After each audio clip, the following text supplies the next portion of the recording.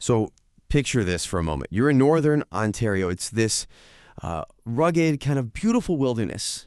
And for more than 100 years, people have been drawn there, right back to the same spots, chasing this whisper almost, the promise of something hidden deep in the earth. We're talking about the Boyden Red Lake gold projects. But, this isn't just about geology reports or mining plans. It feels like it's really about this relentless human thing, a story about sticking with it, ingenuity, and just believing, even after all this time, that there are still secrets down there worth finding. Welcome to the Deep Dive. Today, we're taking a slightly different angle on this kind of quest. We've got this personal statement from a prospector, someone who's right there, involved in the Boyden Red Lake project, a voice from the ground, you could say.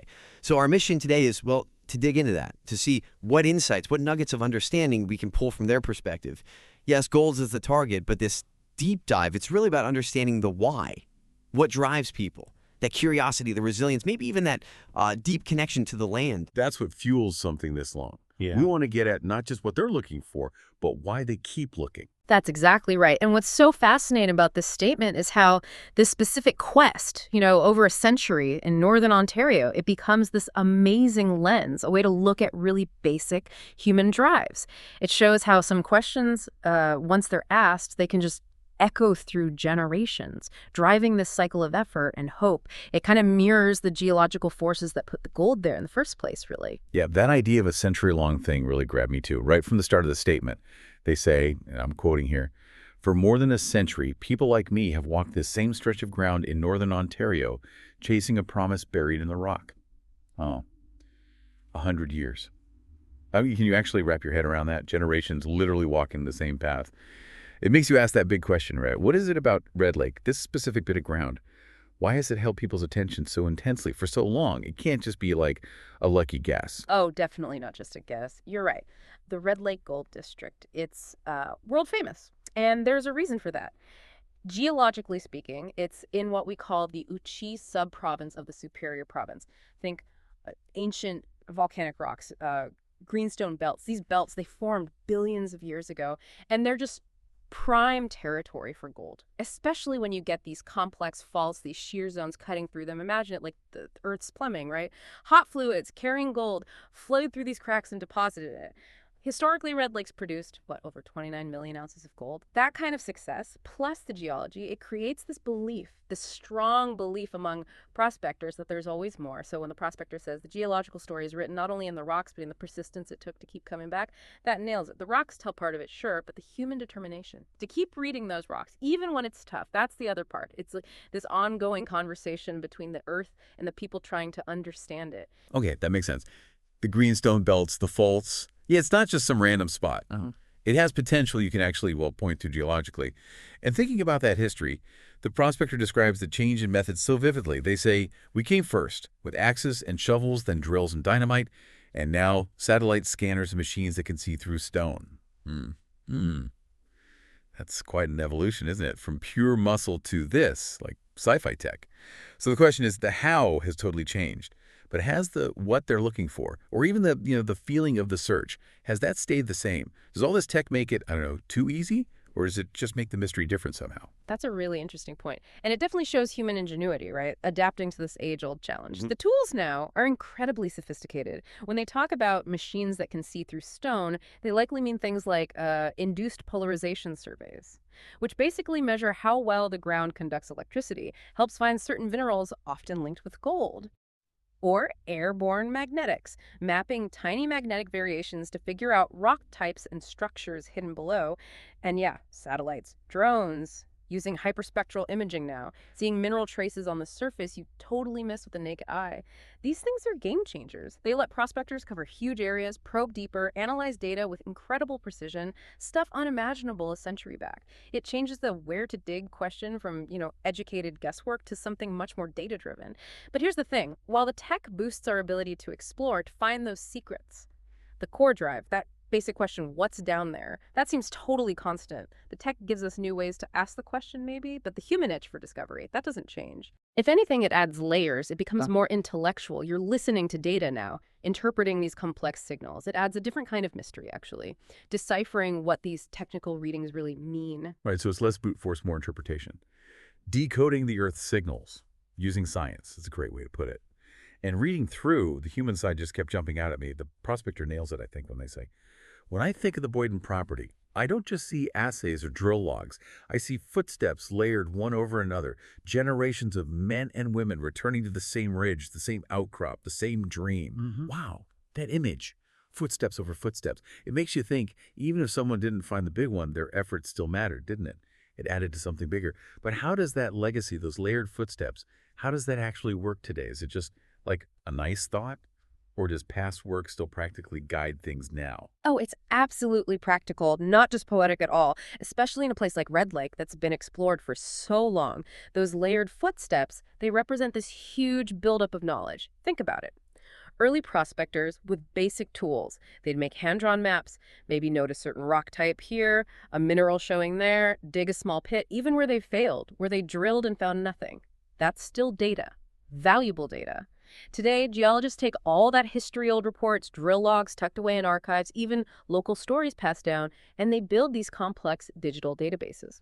So when a team goes out now, they're not starting blind. They can see when people looked before, where they found hints, traces, where they hit dead ends.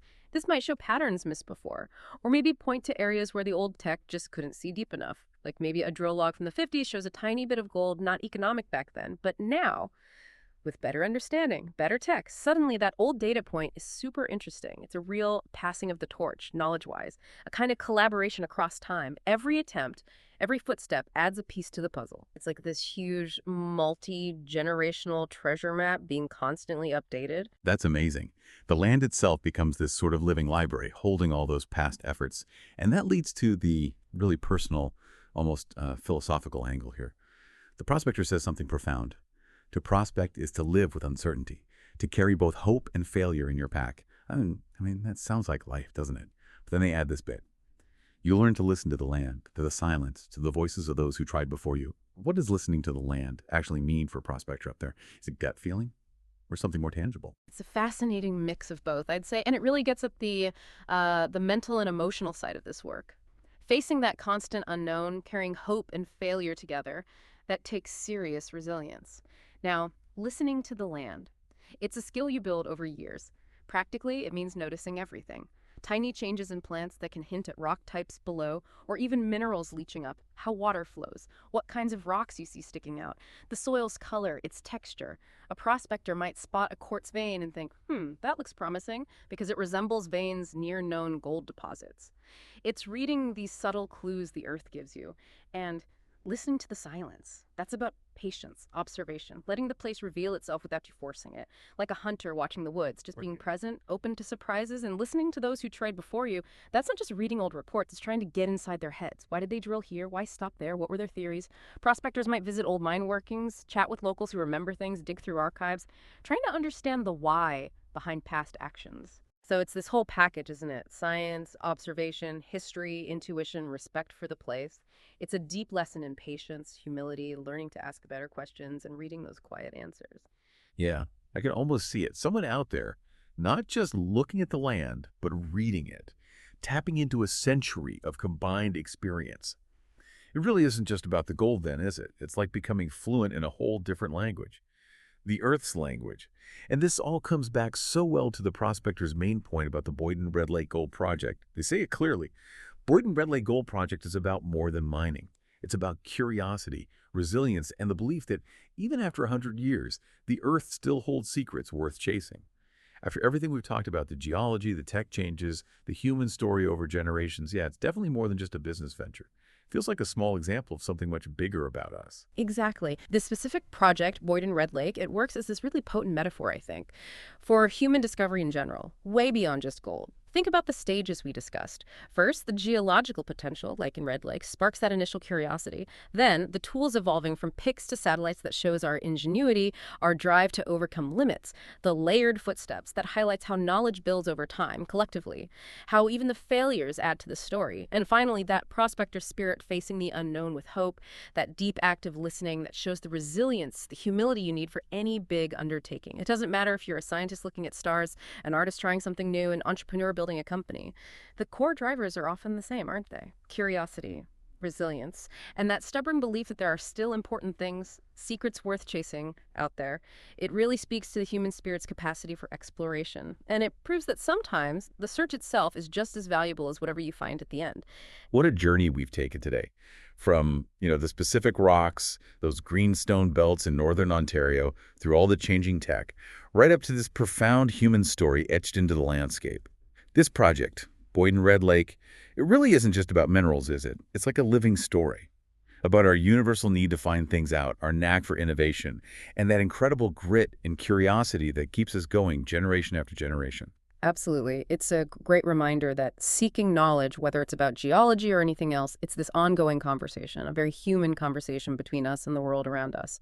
The hurdles are real, for sure, but so are the rewards you get just from understanding, from growing, from the excitement of the search itself. So as you think about this story from northern Ontario, maybe consider this.